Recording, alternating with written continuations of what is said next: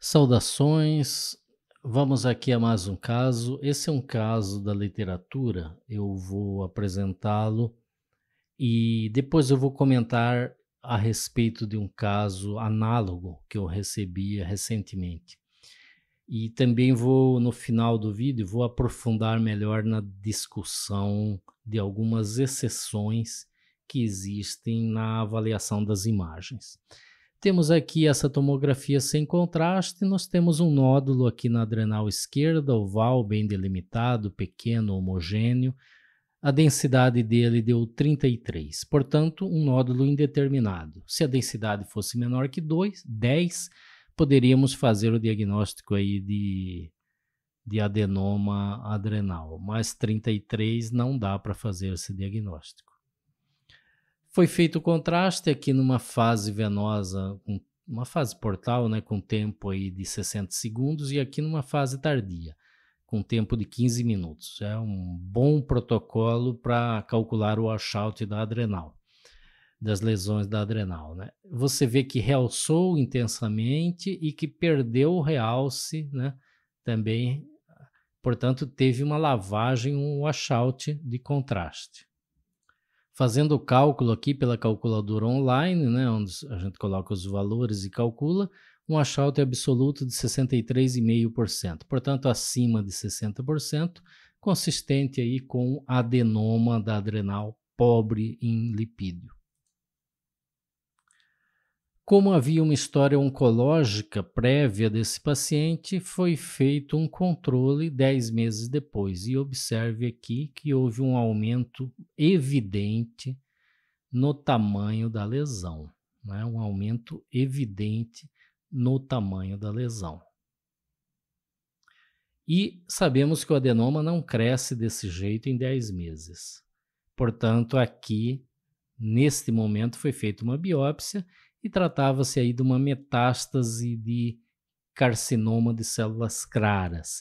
E esse paciente tinha uma história de uma nefrectomia à direita por um carcinoma renal de células claras. Portanto, essa é uma das exceções.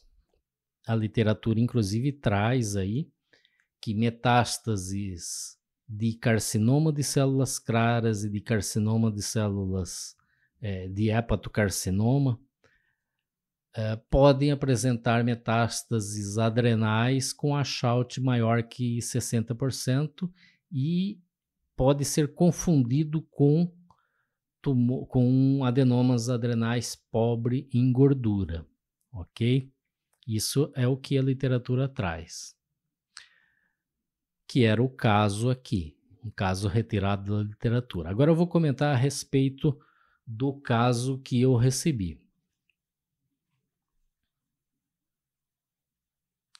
O caso que eu recebi, um paciente que eu não coloquei as imagens dele aqui porque foi pedido expressamente que não divulgasse nenhuma imagem dele, etc. E a gente sempre cumpre esse tipo de pedido, né? Inclusive no meu canal tem pouquíssimos casos que são de pacientes que eu laudei. A imensa maioria é casos da literatura ou casos que estão na internet, né? E, portanto, tem livre acesso a qualquer pessoa. O caso que eu recebi é um paciente que tinha uma imagem muito semelhante a essa, né? Um nódulo na adrenal esquerda, inclusive, era um pouquinho menor que esse, media... Era um pouco menor que esse. Mas também oval, também bem delimitado, tinha uma densidade de quase 30, era 28, 29, se não me falha a memória.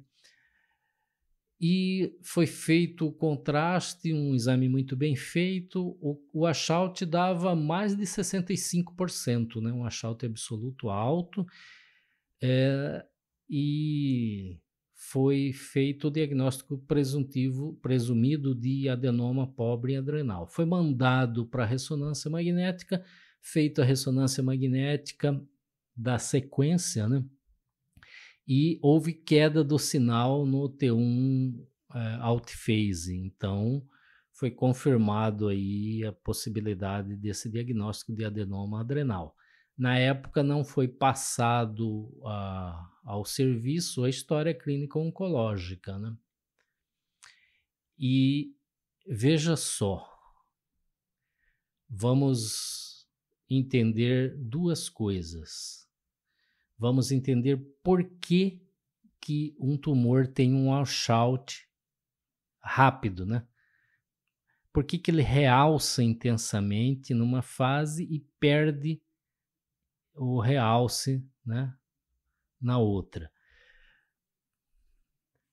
Porque, primeiro, ele realça intensamente porque ele é hipervascularizado. Então, você tem um nódulo, não vamos aqui atribuir malignidade à hipervascularização. Você tem nódulos benignos hipervascularizados, nódulos malignos hipervascularizados. Assim como você tem nódulos benignos hipovascularizados e nódulos malignos hipovascularizados. Mas uma lesão tem um washout grande porque ela é hipervascularizada, ela recebe muitos vasos, né? Vasos arteriais, arteríolas, independente de ser um tumor benigno ou maligno. E aí o contraste chega rápido nela, então traz muito contraste, ela enche de contraste, fica hiperdenso, né? E aí o que acontece no caso do washout, no caso da lavagem de contraste? Existem tumores que têm fístulas entre os vasos arteriais e as veias, elas não passam por vênulas, né? Elas fazem fístulas, microfístulas arteriovenosas. Então o contraste chega pela artéria, realça rápido, sai rápido pela veia, sem passar pelas vênulas, porque as vênulas que têm um mecanismo de contração que segura um pouco o sangue e, portanto, o contraste ali para ele ser eliminado mais lentamente, né? Porque passaria pelas vênulas, depois pelos capilares e depois para as veias, né? Isso ia demorar um pouco mais devido ao afilamento, à redução de calibre dos vasos. Mas existem tumores que têm fístulas intrinsecamente ali e, portanto, não passa por essa redução de calibre. Dos vasos arteriais já passa direto para o venoso e já vai embora rápido. Né? Existem tumores benignos, assim, existem tumores malignos cuja microvascularização é desse jeito. Existem tumores onde os vasos, né, principalmente tumores malignos, hipervasculares, porque a maioria dos vasos dos tumores malignos, os vasos em si não são malignos, né? Existem exceções, lógico, o angiosarcoma, que é um tumor do vaso. Mas a maioria dos outros, o vaso não é maligno. O vaso, as células malignas produzem fatores de crescimento que induzem o corpo a proliferar vasos ali para trazer nutrição para o tumor. Só que essa proliferação ela pode ser tão rápida, mas tão acelerada, que esses vasos ficam mal formados, então eles não têm parte das camadas, né? A camada muscular deles é muito mal formada, então eles não têm um controle de contração, de relaxamento, né? Então as vênulas que drenam esses vasos, elas são mais dilatadas, elas não conseguem contrair, né? Elas são mal formadas, porque se formou muito rápido. Então, nesses tumores muito hipervascularizados e que tem um crescimento mais rápido, né, desses vasos, o contraste também chega e passa mais rápido, né, faz o washout. Então, esses tumores geralmente são malignos, mas você não é com critério de malignidade, né, histologicamente, a presença ou não dessa vascularização. Mas entendendo isso, a gente pode entender de onde vem o washout. E a gente pode entender também que um washout alto ou baixo, ele não necessariamente estará ligado à benignidade ou malignidade. No caso dos adenomas adrenais, O adenoma adrenal, caracteristicamente, tem um Ausschalt alto, né? Mas existem tumores hipervasculares, e a maioria dos tumores hipervasculares, né, que podem ser carcinomas ou podem ser sarcomas, a maioria dos tumores hipervasculares, eles são hipervasculares porque eles induziram o corpo a produzir uma grande quantidade de vasos, e essa produção é muito anárquica, muito rápida. Esses vasos são anômalos, são mal formados, não tem uma musculatura adequada. E, portanto, o contraste, o sangue chega rápido em grande quantidade, mas sai rápido também. Portanto, a maioria desses tumores tem um Ausschalt alto, né? Inclusive, as metástases desses tumores podem se comportar dessa mesma forma. Quais são esses tumores? Os tumores neuroendócrinos, a maioria dos tumores neuroendócrinos. Os tumores de células claras, a maioria dos tumores de células claras, seja do rim, seja da própria adrenal, né, carcinoma adrenal, por exemplo, seja do ovário, seja das glândulas salivares, de qualquer região, né, existem tumores de células claras em múltiplos órgãos do corpo. O mais conhecido é o carcinoma de células renais do tipo células claras, mas existe carcinoma de células claras, até na mama tem carcinoma de células claras, em vários lugares, né? Eles são hipervasculares a maioria das vezes. O hepatocarcinoma é hipervascular na maioria das vezes, né? Muitos sarcomas, né, principalmente sarcomas de partes moles, também são hipervasculares, além dos tumores que se originam nos próprios vasos, como os sarcomas intimais, os angiosarcomas, etc. O melanoma também pode ser hipervascular.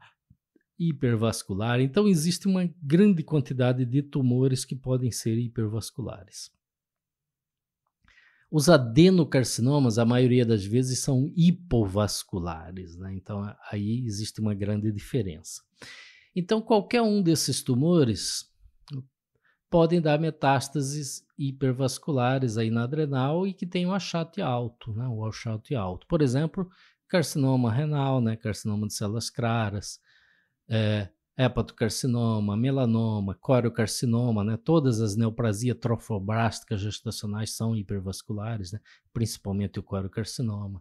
O melanoma pode ser, os sarcomas de partes moles, uma grande quantidade deles também, né? Os carcinomas neuroendócrinos, né? O carcinoide, etc., podem ser os paragangliomas, né? Existe paraganglioma maligno, inclusive, vários tumores. E uma outra situação que eu não mostrei imagem aqui, mas que no meu caso tinha também, é você ter queda do sinal em T1 outphase no nódulo adrenal, né? Isso significa que tem lipídio intracelular. Lipídio intracelular. É esse o significado. Não significa que seja uma célula benigna ou uma célula maligna. Veja, os adenomas adrenais, mesmo os pobres em gordura, eles têm um componente de lipídio intracelular, tem uma quantidade grande de colesterol dentro das células, mesmo não tão grande o suficiente para fazer cair a densidade na tomografia abaixo de 10, mas grande o suficiente para cair o sinal no T1 outphase. Mas não é uma particularidade deles, né? Existem inúmeros outros tumores que têm lipídio intracelular na célula neoplásica. Por exemplo, todos os carcinomas de células claras, seja do rim, seja do ovário, seja do estômago, né? Porque inclusive pode ter, seja de qualquer lugar, das glândulas salivares, da mama, etc., né? O que deixa o citoplasma claro na coloração HE, né, na hematoxilina eosina que a gente vê na lâmina lá no histopatológico? É a presença de uma mistura de glicogênio e de lipídios. né? Então tem uma quantidade alta de lipídios intracelulares, assim como de glicogênio, nessas células neoplásicas dos carcinomas de células claras. Também existem sarcomas de células claras. Existem vários outros tumores que têm lipídio intracelular dentro das células no citoplasma das células neoplásicas. Por exemplo, o próprio carcinoma da adrenal, né? Ele tem muitas células claras e tem lipídio intracelular. O hepatocarcinoma, né? O carcinoma de células hepáticas, o carcinoma hepatocelular, né? O hepatocarcinoma. Quando ele é bem diferenciado, ele pode ter esteatose, né? A esteatose que ocorre no hepatócito normal, ela pode ocorrer também dentro do hepatócito neoplásico. Então, tem muitos carcinomas hepatocelulares que têm esteatose e cai o sinal no T1 outphase por causa do lipídio intracelular, por causa ali da esteatose. Esses são exemplos clássicos, né? Existem outros exemplos, existem outros tumores que podem ter. Inclusive, você pode fazer a marcação, né? Na histopatologia, não é um anticorpo que a gente usa com frequência, que é a adipofilina, né? É mais usado para pesquisa, mas existe uma marcação imunohistoquímica onde você consegue delimitar os pequenos glóbulos de gordura dentro do citoplasma das células neoplásicas, usando a adipofilina, que ela cora ao redor do glóbulo ali, né? E muitos tumores, se você usar a adipofilina, você vai ver que tem uma grande quantidade de lipídios intracelulares, né, intracitoplasmáticos, nas células neoplásicas. Portanto, qualquer um desses tumores de células claras em qualquer parte do corpo, e mais o hepatocarcinoma, eles podem dar uma metástase para adrenal e cair o sinal no T1 outphase, ok? Então, nós temos que saber essas exceções. E isso é muito importante porque você tem que sempre avaliar a imagem baseado na clínica do paciente, baseado no contexto clínico de cada caso. Você tem que ter a história oncológica e não é simplesmente saber que o paciente é oncológico, é saber aonde era o tumor, qual o tipo histológico do tumor, né? E às vezes a gente tem que inclusive pedir as lâminas, né, para fazer uma revisão histopatológica para você conseguir fazer a correlação, ok? Então, nesse caso que eu vi, o tumor tinha essas duas características. Era um tumor hipervascular, né? Era um tumor maligno hipervascular e, portanto, tinha o Ausschaltz na tomografia, e ele tinha caracteristicamente conteúdo de lipídios intracelular nas células neoplásicas e, portanto, teve a queda do sinal em T1 outphase. E como não foi fornecido a história oncológica inicialmente, a interpretação foi que era de um adenoma pobre em lipídios, né? A interpretação com os dados corretos, né? A interpretação baseado unicamente nos dados. Posteriormente, com a informação de que era um paciente oncológico, o tipo de tumor, né, o tipo histológico específico de tumor, e nesse caso era um tipo específico, era uma variante dentro de um tipo específico. Então, era um determinado tumor maligno, mas era uma variante desse tumor, né, que tinha essas duas características, ser hipervascular e ter lipídio intracelular. E era metástase para adrenal. Ok? Então, espero que esse vídeo ficou um pouco longo e principalmente essa discussão tenha trazido para você que assistiu algum conhecimento a respeito disso, né? Temos que tomar um certo cuidado com a interpretação e basear sempre no contexto clínico, né? E lembrar dessas duas exceções, no caso específico, para diferenciar um nódulo adrenal, se é um adenoma pobre em lipídio ou se é uma metástase. Lembrar que tumores hipervasculares podem dar o achaute aumentado e tumores que tenham gordura intracelular podem dar queda de sinal em T1 e imitar um adenoma pobre em lipídios. Neste vídeo era isso, obrigado e até o próximo.